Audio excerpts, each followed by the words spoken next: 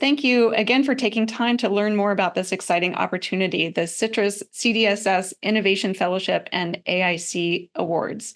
So over the next 15 or 20 minutes, we'll give you some more information about the program in addition to what you find on the website, and then we'll have a live Q&A. So I'm happy to answer your questions. If you want to put them in the chat, we'll address them toward the end. So CITRIS, you're probably all quite aware, is a Center for Information Technology Research in the Interest of Society. We were founded 25 years ago now through a grant from the state of California, and we are one of 4 institutes for science and innovation across the UC system. Our mission is really encapsulated in our name, creating information technology solutions for society's most pressing challenges. So we have a number of research initiatives that we pursue to accomplish that. This is really a snapshot of what CITRIS is about. We operate over these 4 campuses, UC Berkeley, UC Davis, UC Merced, and UC Santa Cruz. Those are the campuses where faculty and PIs from those campuses are eligible to submit an application to the AIC award program. We have 4 research initiatives in aviation, in climate, in health, and in tech policy. And the broad categories that we're looking for these submissions could touch on any number of those 4 research initiatives. In addition to that, we have a number of other programs, including an innovation and entrepreneurship. We're part of that broad ecosystem, including the CITRIS Foundry and now the AIC Award Program, which started last year, has also brought us more into that environment of other incubation and acceleration programs on campus. In addition to that, we have the Innovation Hub, which hosts the Workforce Innovation Program. So these are some of the student-facing programs. We host Visiting Innovators and also other programs for students here in Sutardja Hall. Also, you may be aware of the CITRIS Seed Funding Awards. That's also another program that supports faculty's early stage research. So that's an important distinction actually between what we're funding with this AIC program and the seed funding program, which typically happens early in the calendar year. So that supports more earlier stage research. The UC Berkeley College of Computing, Data Science, and Society is one of the newest colleges here at UC Berkeley, and it also has a broad mandate very much in alignment with CITRIS's interests. So we were fortunate to be able to team up together with CDSS this time to be able to recruit more broadly from some of the faculty and PIs who work in AI and advanced technology. So you'll see here some of their core principles. There are more details about this.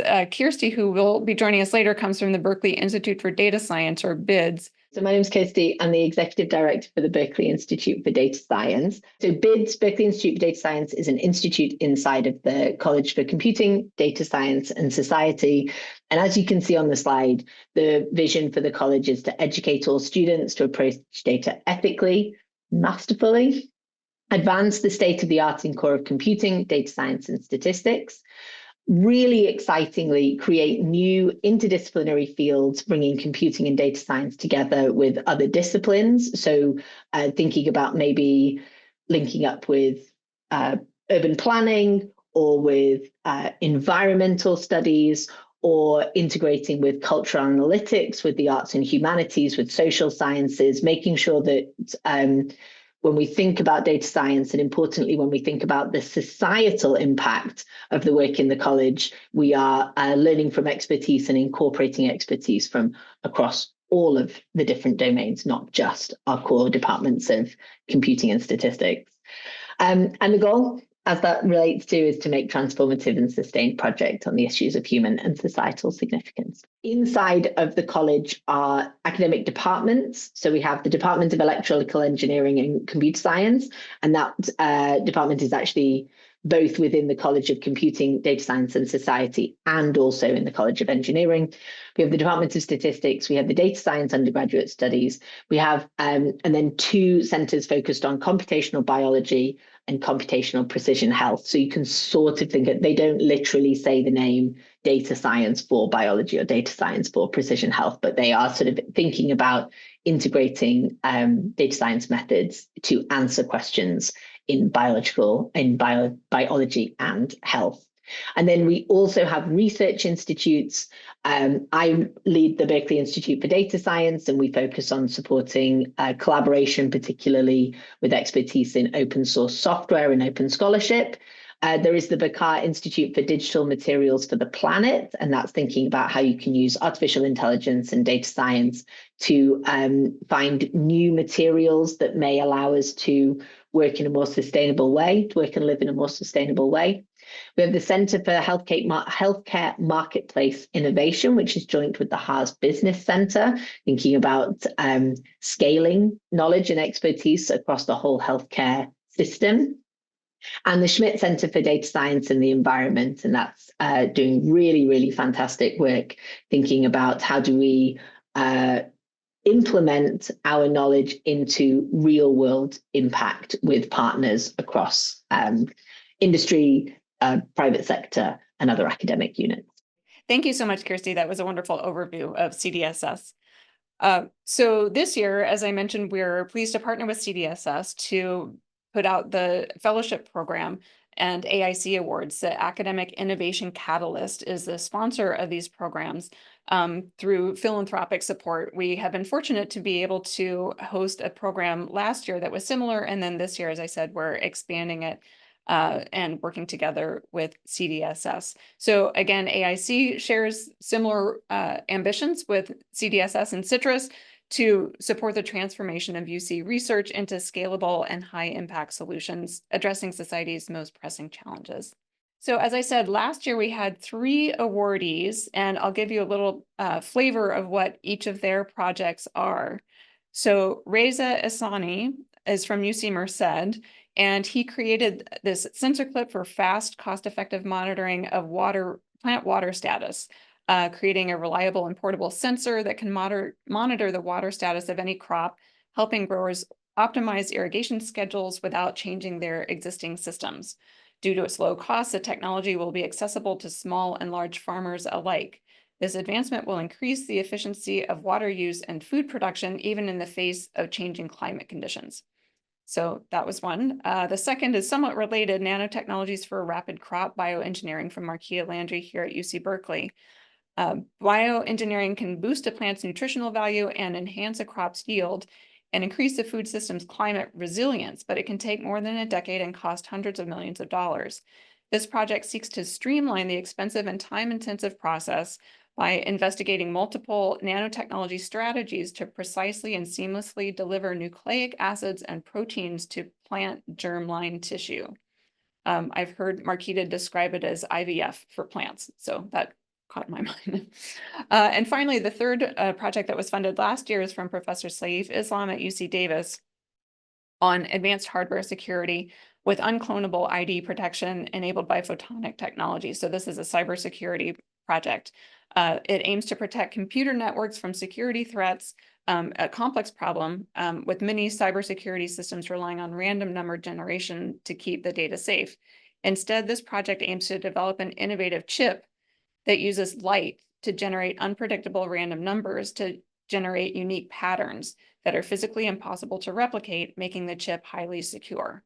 So it has a potential to safeguard a wide range of systems from personal devices to critical infrastructure against cyber attacks. So that gives you a sense of both the technology side as well as the marketplace for these 3 projects that were funded last year. I've spoken a little bit about the purpose of the award is to transform research into viable commercial solutions. So that's really the intent.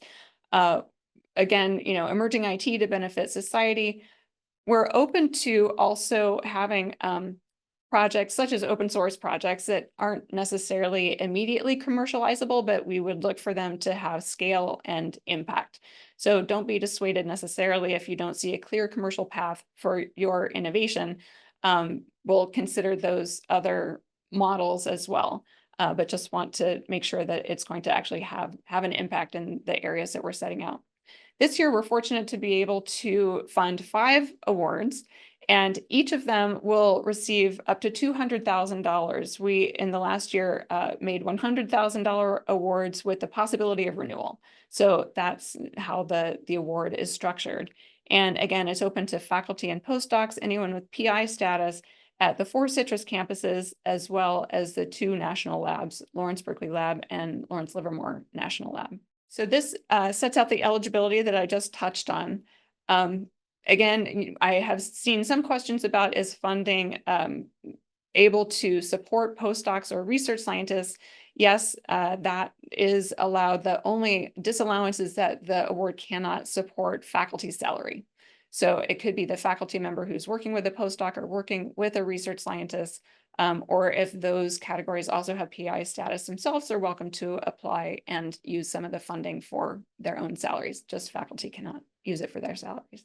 The evaluation criteria is, as I mentioned before, designed to bring innovative solutions to make a social impact, bringing them to market. Requested outcome of the project is to identify risks and barriers to commercialization, product market fit, customer discovery, and viability for venture capital or other investment. So these are some of the questions that we'll be looking for you to answer in your proposal. And if you come to the final stages, there will be an in-person pitch session, and those we'll dive into those questions a little bit more deeply there.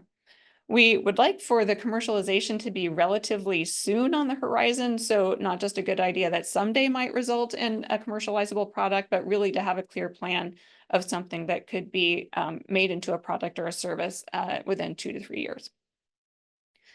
As I mentioned, each of these 5 fellowships come with up to $200,000 over 2 years, as long as you're achieving certain milestones. The awardees will be recognized as AIC fellows and gain access to mentorship and coaching, legal support, business plan and pitch development, market research, all of these kinds of services that are necessary for perhaps a faculty member or any early startup founder to get a handle on, in addition to actually having a great idea with their technology. We would ask the awardees also to actively participate in workshops and other opportunities. We call on the awardees occasionally to make presentations, say to meetings with chancellors or meetings with other high-level academic leaders. And we would ask you similarly to be willing to share your work and the results of your work over the course of the next year or 2. So here are a few budget details. I know these questions also frequently come up. There's no overhead taken on these gifts. So when you receive a $100,000 grant, you'll get the $100,000 in full. You don't need to involve your sponsored projects office either. This is an internal transfer of funds, so you don't need to involve your SPO office. We will need contact with your research administrator just to be able to transfer the funds appropriately. So again, I had touched on this limitation. The funds cannot be used for faculty salary. And also the funding, again, is not meant to fund basic research, but rather to fund that next phase where you already have an idea that you've probably tested out. Maybe you have a pilot, something where you feel fairly confident that this is a path that you want to pursue that will result in some commercializable idea. Here is the timeline. The online application portal opened a few weeks ago, last month. And so you can feel free to take a look at that. You can scroll through the application as if you want to prepare before you submit your final application. Today, here we are having the online info session. We inserted a step this year that we think will be really helpful for the program, and that's an intent to apply form. It's very short. But it really would help us to be able to get a sense of what proposals will be coming in. As you might imagine, last year we had, I think, 66 proposals in total. And so trying to find reviewers for all of those across a number of disciplines was a bit of a challenge. And so part of the intent to apply also asks for your suggestions for reviewers, and that will really help us to expedite the process. The proposals are due online at 5 p.m. on October 31st. So before you go out trick-or-treating, you can press send, and we'll look forward to seeing your proposals then. We'll have 2 rounds of review. One will be for the technical feasibility of it. So that will be where we'll recruit other faculty members to look at the proposals. And then for those that seem technically viable, we'll send them to a second set of reviewers who will look at them for the business promise and capacity and look at it more from the innovation and entrepreneurship lens. So we will have a set of finalists since we have, we'll be able to fund 5 proposals. I imagine we'll probably have 10 to 15 finalists come and pitch in person in December. We'll schedule that probably the first week or 2 of December. And then we'll be sure to notify the awardees first thing in January, and the performance period begins January 1st. So it runs for the calendar year of 2026 and 2027. And that is what I had to share. And now we can move to some of the Q&A. Kirsty, if there was anything else that you wanted to add at this point.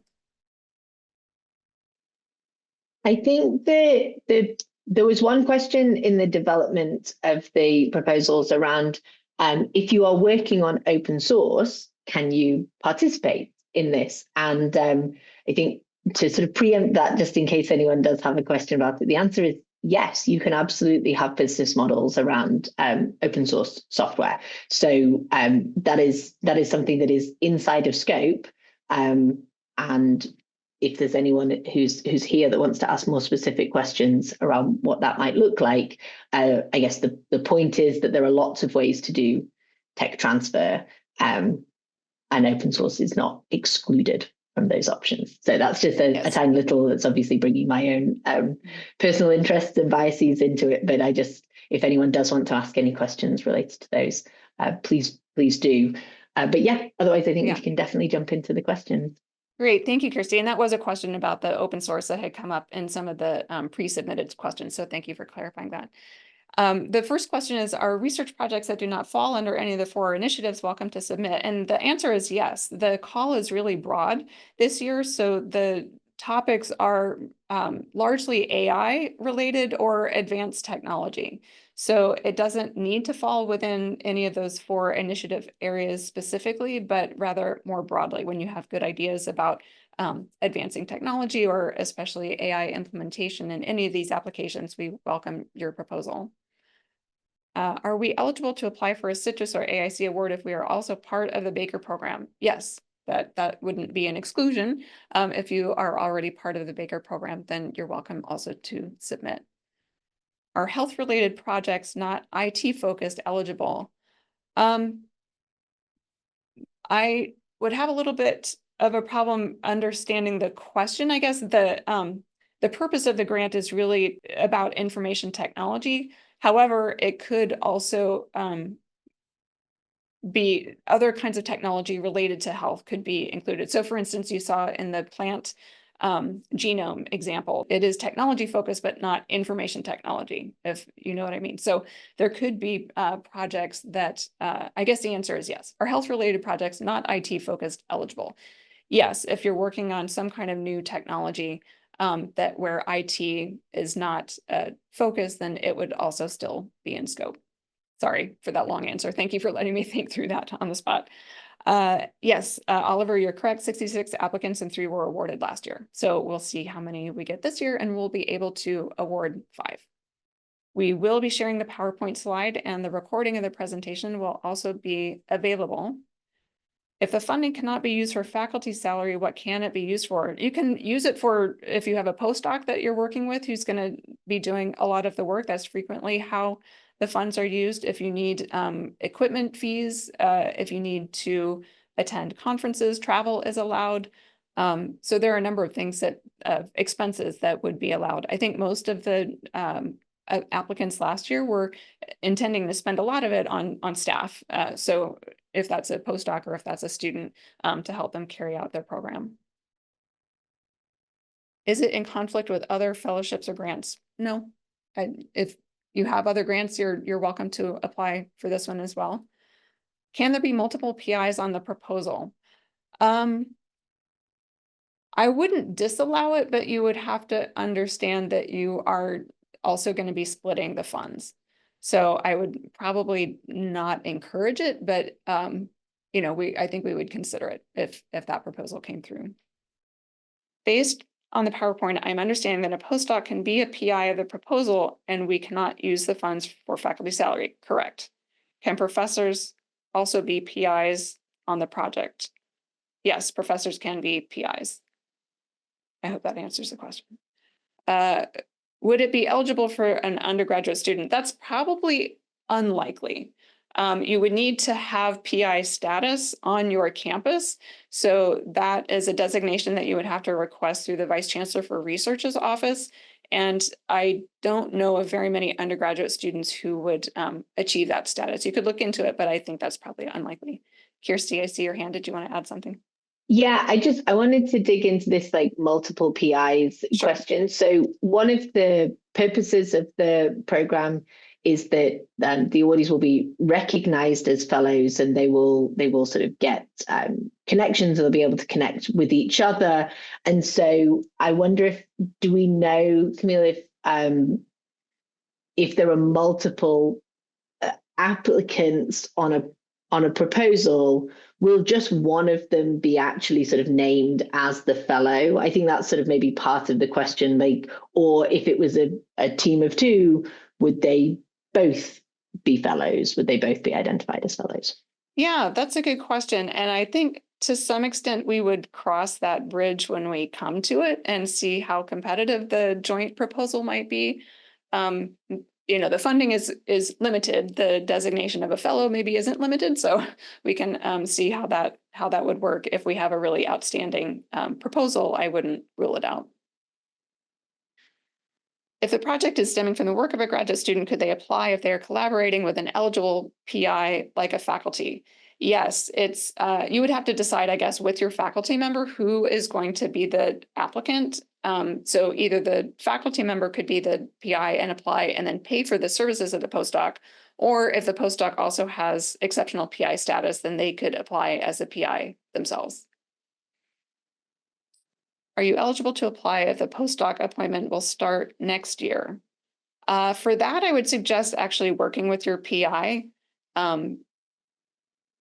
If you mean next year, like next academic year, you need to have PI standing by January. So that would be something to consider in your proposal.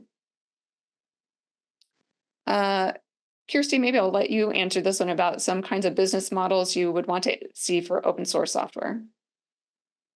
Oh, I think I suppose a business model that wouldn't work very well is give me a gift so I can do what I want, right? That's in many cases, that's fine. And there are many projects that do run off of gifts and they do what they want. But I think for this call, for the purpose of this program, it makes more sense to think about what does that look like from a sustainable kind of model.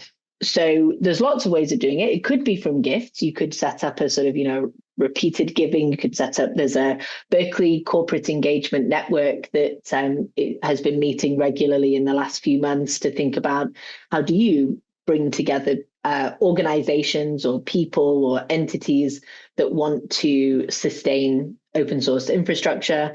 There's other business models where you may want to have regular, sort of contract work to have open core and to keep sort of features being developed. So there's lots of different business models. And I think the strength of the application would be to say, we've thought about it. That's the, and also we want some kind of funding, support, mentorship in order to test to see if that translation pathway works. So that's the answer about specific business models. You just really need to pick the one that makes the most sense for you. And I suppose the point that I, representing BIDS and representing the open source program office, would make is that it is not the case that the only business model for tech transfer is to sell licenses to your code. You can actually kind of have people access the code, but pay for services or pay for contract work or other kind of types of, or maybe even just have repeated giving. But there are lots of different models for that. Great, thank you. I appreciate that answer. So the next question, are projects based in IT but require field data eligible? For example, was the testing of the plant water sensors last year included as part of the proposal? We understand that to test out your idea, it probably is going to require some data collection. That is part of proving your idea and testing out whatever the new technology is.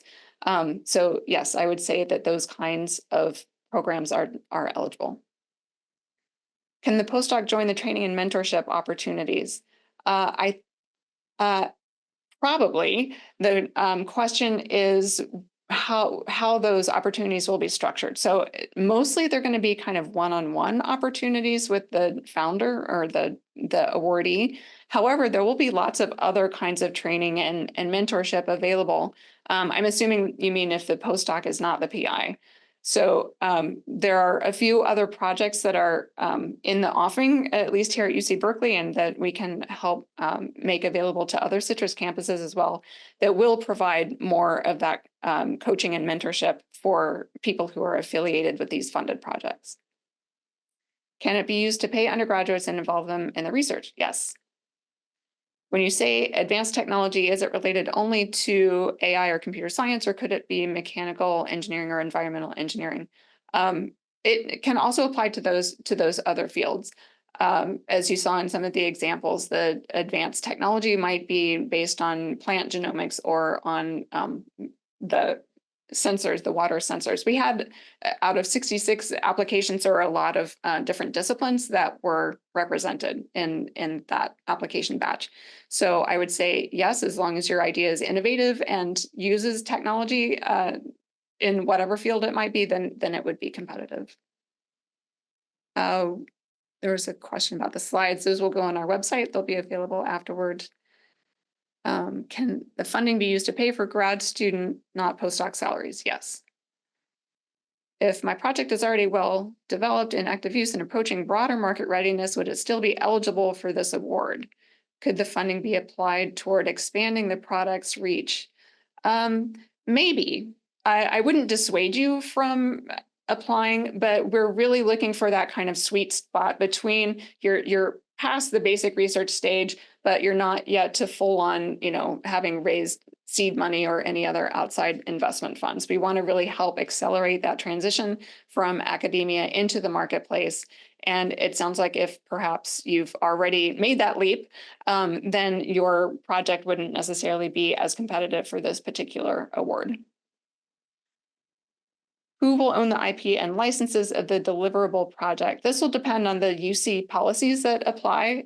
So we can send you links about that if you're unfamiliar, but the UC has well-defined policies around IP ownership for faculty and for students.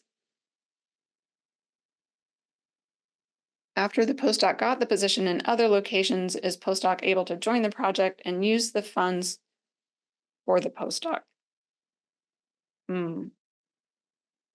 As long as the other location is one of the other CITRIS campuses, I think the answer is yes, if I understand the question correctly. So that would be the requirement, was that you're affiliated with one of the 4 CITRIS campuses. That brings us to the end of these questions. I think the other thing to say about IP, because it does relate to this sort of question about making something open source, is there are, in many cases, the exact answer requires you to go and talk to the intellectual property team with the specifics of your use case, your technology, and the business model that you're proposing. So you may, I suppose, I would suspect that you likely, if you were successful, you would be engaging with this documentation throughout the project.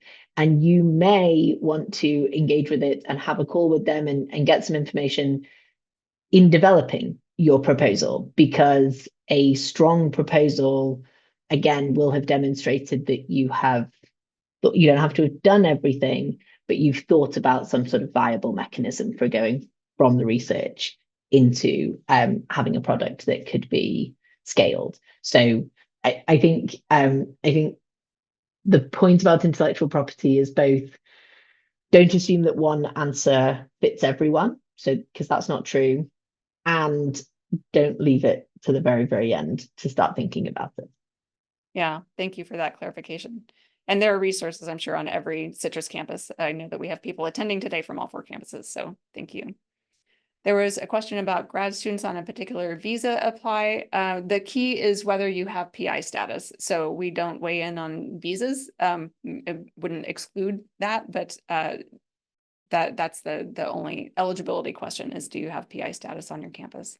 Well, I can stick around for a little bit longer if people have further questions, but that is the bulk of our presentation. I really want to thank the sponsors of the Academic Innovation Catalyst for making this award program possible. It was a fantastic program last year, and I'm glad that we'll be able to fund 5 awards this year. Yes, there's information about the past awarded projects on the CITRIS website, and it may be in the chat, or we can put it in the chat. Yes, it's at the top of the chat. If you want to take a look there, there's a link. So thank you for your attention and your interest. As I said, we'll put the slides and the presentation out very soon, and please refer others to it if they have questions. And we're also here and available to answer questions as you put your proposals together this month and send them in by October 31st. Thank you.